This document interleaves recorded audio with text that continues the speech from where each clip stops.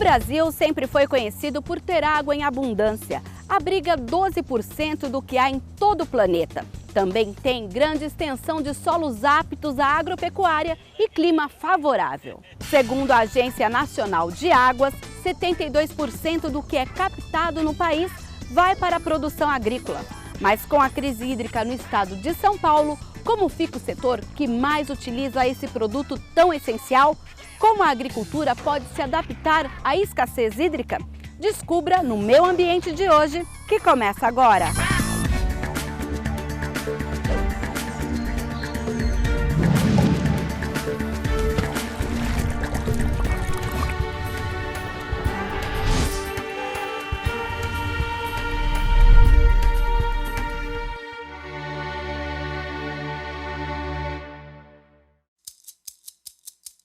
De acordo com a Confederação da Agricultura e Pecuária no Brasil, 27,7% do território nacional é para a produção de alimentos, silvicultura e biocombustíveis.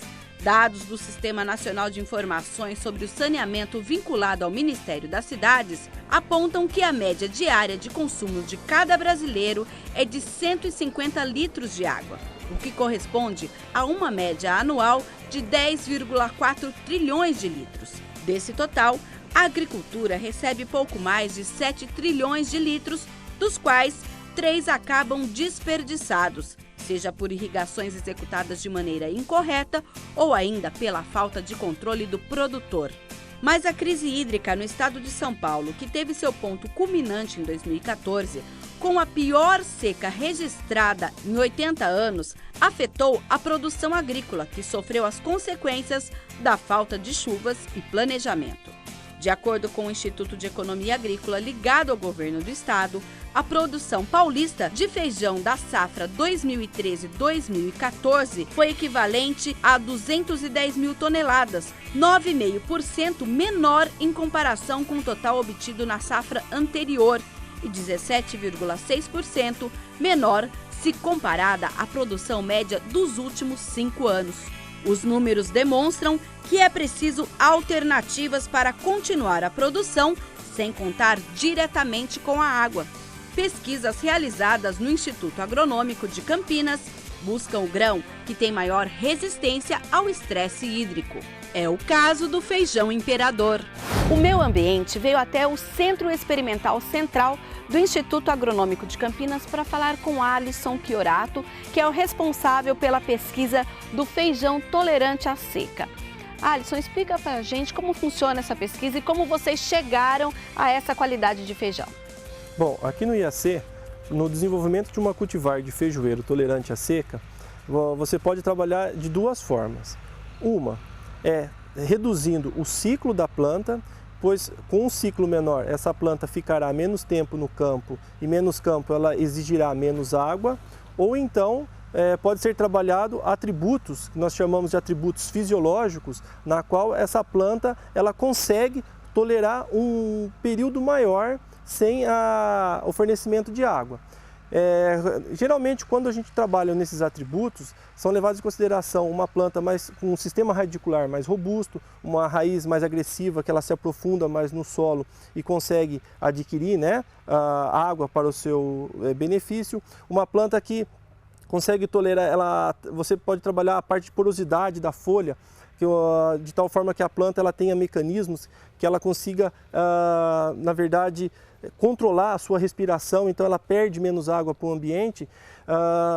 Porte de planta às vezes pode auxiliar ela se beneficiar melhor do ambiente, Então são avaliados diversos atributos, que faz com que essa planta consiga ficar por um tempo maior no campo sem o fornecimento de água. Como seria aplicado o estresse hídrico, como seria avaliado e quais seriam os aparelhos que nós teríamos que utilizar para fazer essa pesquisa. Então, desde 2008 até 2011, basicamente, em meados de 2012, foram estudos que nós fomos aprendendo a trabalhar, adquirindo informação com outros colegas, fizemos viagem até para o exterior, nós fomos para a Colômbia, no CIAT, que é localizado na cidade de Cali, na qual eles já fazem um programa de tolerância à seca que é voltado para os países africanos.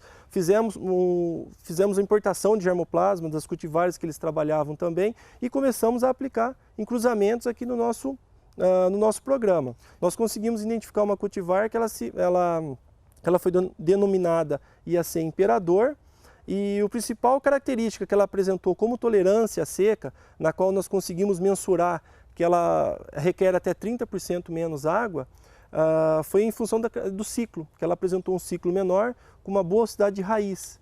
Então, geralmente, por exemplo, o feijão demora quanto tempo desde que ele é plantado até a colheita? Em média, as cultivares que estão presentes no mercado hoje, elas têm um ciclo de 90 a 95 dias. Para o IAC Imperador, nós trabalhamos um ciclo de 70 a 75 dias no máximo. E isso fez com que só essa redução no ciclo faz com que o agricultor consiga economizar de 20% até 35% o fornecimento de água em sua lavoura.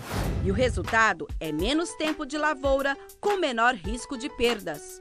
Nos atuais dias, onde a energia elétrica, e principalmente em muitas represas, onde as represas estão baixas, não está tendo um correto fornecimento de água, isso é muito significativo, porque isso daí faz com que o agricultor gaste menos com energia elétrica, utilize menos água na irrigação e isso reverte para o seu custo de produção. São benefícios para o meio ambiente, para o agricultor e também para o consumidor, porque mesmo esse feijão ele sendo mais tolerante à seca, ele é desenvolvido de forma natural, não envolve nenhuma transgenia, nada, são tudo cruzamentos naturais que nós realizamos pelo programa de melhoramento e a qualidade é a mesma para o consumidor. Se você colocar um feijão tolerante à seca e um normal, você não consegue perceber as diferenças no prato. Sabor e nutrientes iguais. São semelhantes, não mudam em nada.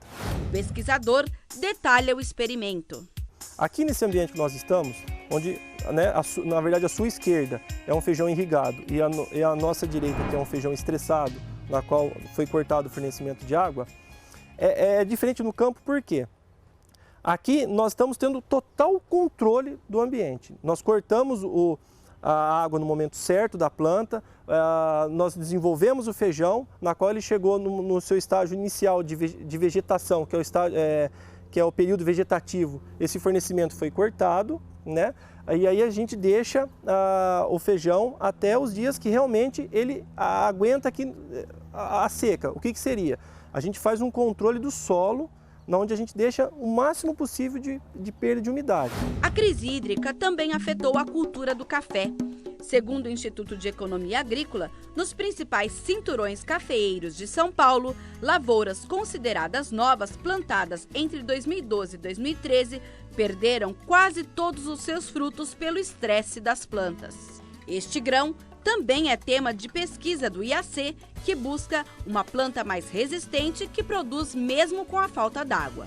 Nós estamos no campo experimental do Instituto Agronômico de Campinas. Aqui há uma plantação de café e nós vamos conversar agora com o pesquisador Júlio Mistro. Júlio, fala pra gente sobre essa pesquisa e de que forma vocês procuram uma melhor produtividade em tempos agora de seca. Essa pesquisa, essas plantas, né, elas começaram a ser desenvolvidas na década de 60. Então lá em 1967 foi feito um cruzamento entre duas plantas de café, objetivando desenvolver plantas resistentes e tolerantes à ferrugem da folha, que é a principal doença que atacava e ataca até nos dias atuais o café. E nos últimos 8, 9 anos a gente observou em campo que essa planta, além de tolerância e resistência à ferrugem da folha, ela apresentava uma certa tolerância à falta de água, um menor uso de água do que outras plantas de café ou cultivares de café. E nesses últimos 6, 7 anos a gente começou a fazer um estudo mais detalhado dessa resistência ou tolerância à falta de água e a gente está finalizando esse processo. Então agora a gente vai fazer um estudo de irrigação, né, por essa planta em condições de irrigação e condições sem irrigação sequeiro. E juntamente com uma outra pesquisadora do centro, nós vamos fazer um estudo fisiológico para entender o mecanismo desse menor uso de água dessa pré-cultivar ou linhagem de café que a gente está estudando. O pesquisador destaca os benefícios para o produtor e para o meio ambiente. Nessas condições do campo, tem vários produtores que não têm, por exemplo, mecanismos de irrigação. Como essa pesquisa pode ajudar a esse produtor? Reduzindo o custo, né? Então, se você tem uma planta tolerante ou que usa menos água do que uma que não tolera a falta de água, ele não vai precisar irrigar. Então, isso vai diminuir o custo de produção desse pequeno produtor, tá? Além da ferrugem da folha. Não vai precisar controlar a ferrugem da folha. Então, você vai agregar aí vai reduzir em 2 pontos o seu custo: a água e a doença. Nos dias atuais, de 5 anos para cá, a falta de água está sendo o principal motivo, né? Um lugar que não tem irrigação, está sendo o principal motivo para reduzir essa produtividade. E com tudo isso que você mostrou aqui para a gente, parece que ainda vamos ter que aguardar alguns anos para uma resposta precisa a respeito do café, mas já dá para pensar em ganhos ambientais? Sem dúvida. Utilizando menos água e menos defensivo, principalmente para ferrugem, você afeta menos o ambiente e nós mesmos, né? No próximo bloco, conheça o trabalho da Embrapa, que busca soluções para a agropecuária brasileira e, com a crise hídrica, foca em pesquisas para o produtor rural.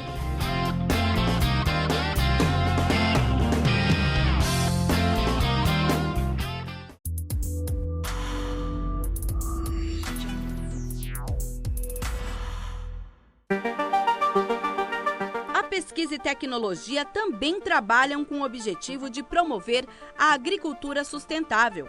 É o caso da Embrapa, a empresa brasileira de pesquisa agropecuária, que tem 2 unidades em Campinas. A Embrapa ela tem como missão viabilizar, quer dizer, soluções de pesquisa, desenvolvimento e inovação visando a sustentabilidade da agricultura brasileira. Então, na verdade, todas essas suas unidades, sejam as unidades de produtos, as unidades ecorregionais ou as unidades temáticas, seus projetos de pesquisa, normalmente elas vão buscar soluções de pesquisa, desenvolvimento e inovação visando garantir a sustentabilidade da agricultura. Por exemplo, na Embrapa, várias unidades, por exemplo, nós temos uma unidade com dedicação ao meio ambiente, que é a Embrapa Meio Ambiente, que fica localizada em Jaguariúna. Então, os projetos dela é uma unidade temática, que também ela é uma unidade transversal, que trabalha com todas as outras unidades da Embrapa, que ela tem projetos nessa área. No caso específico dessa unidade, que é de informática agropecuária, a gente trabalha em parceria com essas outras unidades da Embrapa, desenvolvendo soluções computacionais que vão subsidiar algum sistema de produção na área agrícola. Como saber se uma fazenda produz de forma sustentável e o que fazer para que ela produza dessa maneira? Um software desenvolvido pela Embrapa ajuda o produtor rural a responder essas questões. É o caso da Fazenda Pantaneira Sustentável, uma ferramenta que avalia os processos produtivos da pecuária de corte local para conhecer o nível de sustentabilidade das propriedades. Qual é o modelo, quais os indicadores que vão medir a sustentabilidade de uma fazenda pantaneira? E o nosso trabalho foi ajudar na modelagem e desenvolver um sistema para subsidiá-los na tomada de decisão. Então, os pesquisadores, né, é uma equipe multidisciplinar que envolve biólogos, zootecnistas, veterinários, ecologistas.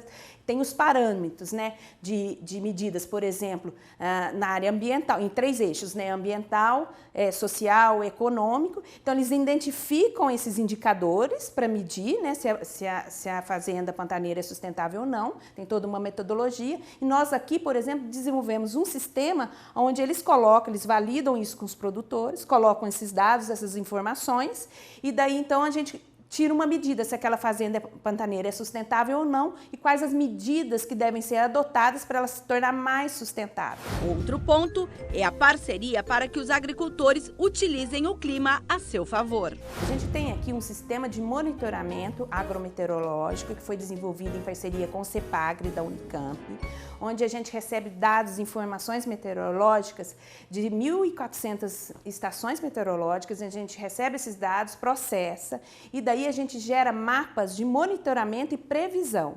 Mapas de monitoramento, por exemplo, ele vai identificar a disponibilidade de água no solo. Então, isso está disponível na internet. E ele também gera mapas de previsão, por exemplo, quais são as condições fitossanitárias, condições de solo mesmo, as condições de colheita que vão ser mais apropriadas, dadas ao clima. Então, a gente tem esses dados de temperatura e precipitação e a gente gera esses mapas que subsidiam os produtores, os agricultores nessa linha.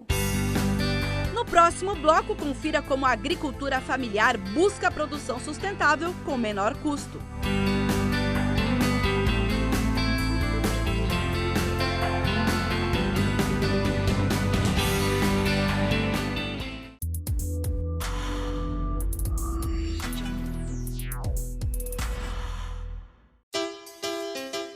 No estado de São Paulo, o governo, através da Secretaria de Agricultura e Abastecimento, vai reabrir a linha de crédito para produtores rurais modernizarem sua irrigação para enfrentar a atual crise hídrica, poupando recursos naturais.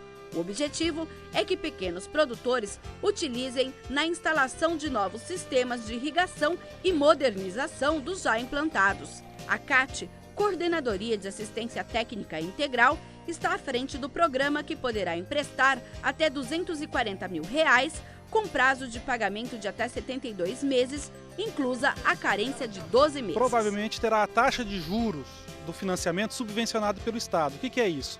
O produtor vai ao agente financeiro, faz a contratação do financiamento, ele paga o principal da dívida e o Estado entra com os juros. Então isso barateia o custo para ele. A aquisição dos maquinários pode ter um custo alto, mas o técnico da CAT garante que o benefício pode ser percebido a longo prazo. O sistema mais moderno ele tem um custo de implantação geralmente mais alto, tá? Só que essa eficiência na economia do uso d'água e as outras funções que ele assume barateiam esse custo. Então a longo prazo ele se paga mais rápido, e permite uma série de outros trabalhos com ele. A gente costuma falar que o produtor rural ele é um usuário da água, não um consumidor, porque essa água acaba voltando para o meio. Então, quanto mais eficiente o sistema, melhor fica esse ciclo. A partir do momento que você está usando um sistema de irrigação por gotejamento ou por microaspersão, você deixa de molhar a copa, a parte aérea da planta.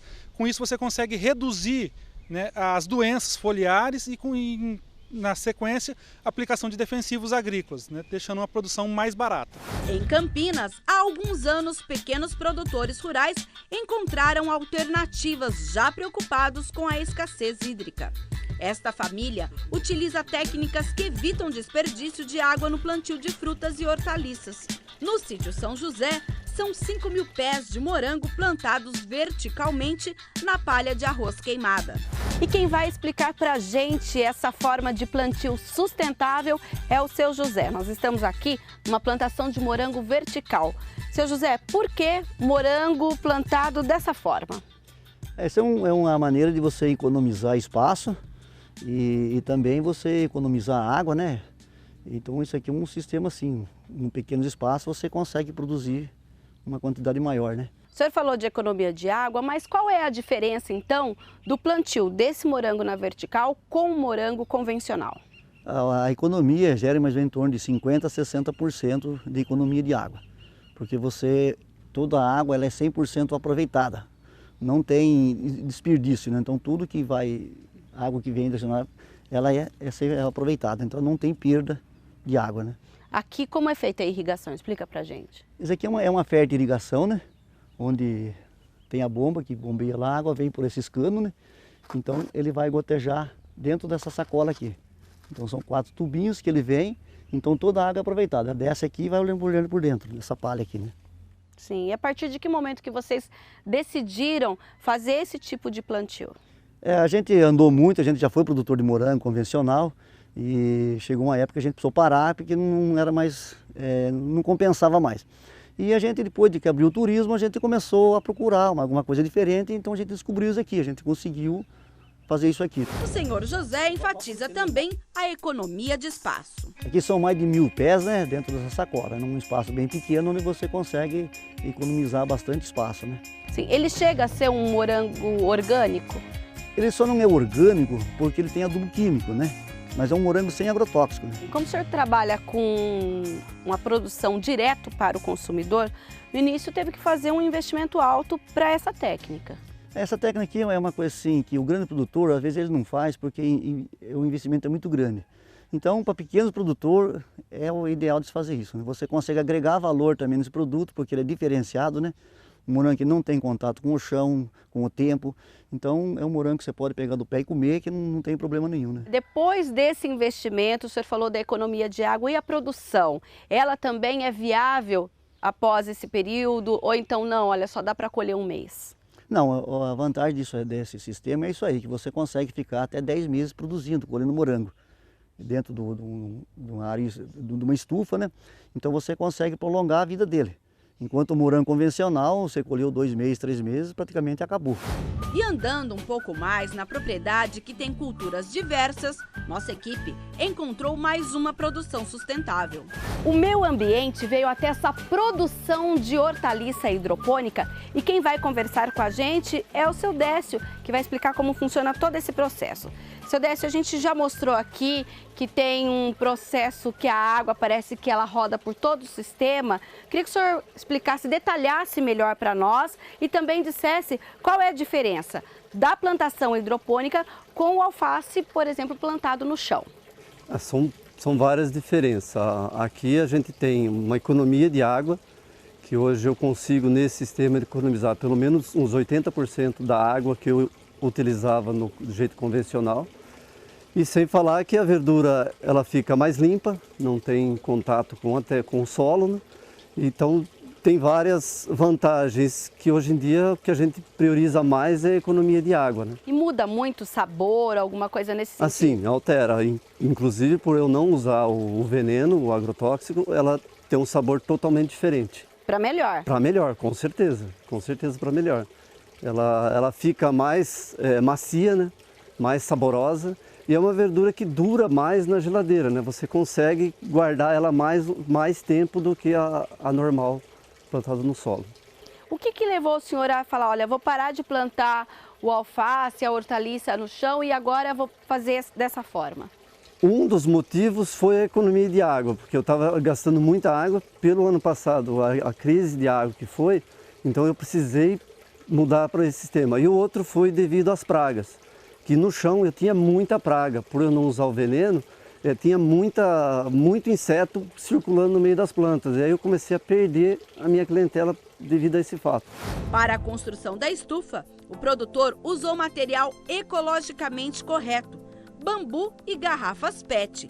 E para evitar pragas, o processo também é natural, utilizando pimenta do reino, alho e álcool, mistura que ele mesmo prepara. No processo de irrigação, a água é reutilizada. Aquela água que está num reservatório, ela vai ser reutilizada novamente para aguar a mesma planta? Novamente. Eu utilizo essa água em torno de 50 a 60 dias, a mesma água.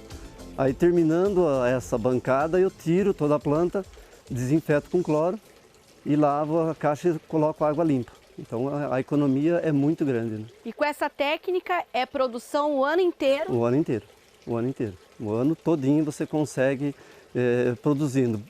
O principal fator é a higiene na água. Você tendo higiene na água, a raiz fica limpinha, como essa que a gente mostrou, e a planta vem saudável tranquilamente. Em alguns casos, o produtor utiliza o leite para evitar fungos na horta. Mas conta então melhor isso pra gente, porque é difícil pensar. A planta ela tem um fungo, que é esse aqui, né? Esse fungo branco devido à mudança de temperatura. Ela dá um fungo principalmente na alface americana, na salsa e no almeirão. E para esse fungo eu utilizo o leite, pulverizo por cima com o leite. E aí mata naturalmente? Ele mata naturalmente. O ácido do leite mata esse fungo. E o alho? O alho é mais para inseto. O alho, a pimenta e o álcool é mais para inseto. Também é pulverizado? Também é pulverizado. O senhor acha então que tomou a decisão certa ao sair do plantio no solo para esse tipo de plantio? Sem dúvida, eu devia ter tomado essa decisão muito tempo antes. Que aqui nesse lugar eu já estou há 4 anos com essa banca, com essa estufa. E eu estou há 1 ano, em fevereiro que eu mudei esse sistema. Então eu já devia ter mudado, já ter iniciado nesse sistema. E o ganho para o meio ambiente? Não, sem dúvida, isso a gente é indiscutível, isso é indiscutível.